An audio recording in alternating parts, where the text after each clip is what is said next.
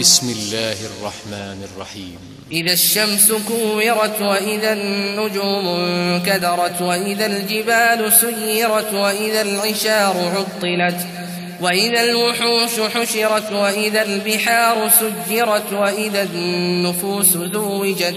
وإذا الموءودة سئلت بأي ذنب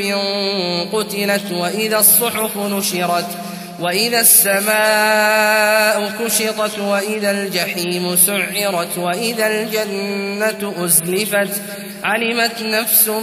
ما أحضرت فلا أقسم بالخنس الجوار الكنس والليل إذا عسعس والصبح إذا تنفس إنه لقول رسول كريم ذي قوة عند ذي العرش مكين مطاع ثم أمين وما پناہ مانگتا ہوں میں اللہ کی شیطان مردود سے۔ شروع اللہ کا نام لے کر جو بڑا مہربان نہایت رحم والا ہے۔ جب سورج لپیٹ لیا جائے گا اور جب تارے بے نور ہو جائیں گے اور جب پہاڑ چلائے جائیں گے اور جب بیاہنے والی اونٹنیاں یوں ہی چھوڑ دی جائیں گی اور جب وحشی جانور جمع کیے جائیں گے اور جب سمندر آگ ہو جائیں گے اور جب روحیں جسموں سے ملا دی جائیں گی اور جب اس بچی سے جو زندہ دفنا دی گئی ہو پوچھا جائے گا کہ وہ کس گناہ کے سبب قتل کر دی گئی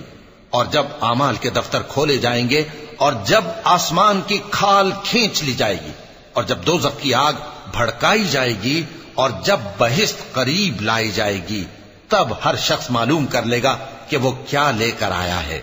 پس میں ان ستاروں کی قسم کھاتا ہوں جو پیچھے ہٹ جاتی ہیں اور جو سیر کرتے اور غائب ہو جاتی ہیں، اور رات کی قسم جب وہ پھیلنے لگتی ہے، اور صبح کی قسم جب وہ نمودار ہوتی ہے، کہ بے شک یہ قرآن اس فرشتہ عالی مقام کا سنایا ہوا پیغام ہے جو صاحب قوت ہے، مالک عرش کے ہاں اونچے درجے والا ہے، سردار ہے، ساتھ ہی امانتدار ہے۔ وما صاحبكم بمجنون ولقد رآه بالأفق المبين وما هو على الغيب بضنين وما هو بقول شيطان رجيم فأين تذهبون إن هو إلا ذكر للعالمين لمن شاء منكم أن يستقيم وما تشاءون إلا أن يشاء الله رب العالمین۔ اور مکے والو تمہارے رفیق یعنی ہمارے پیغمبر صلی اللہ علیہ وآلہ وسلم دیوانے نہیں ہیں،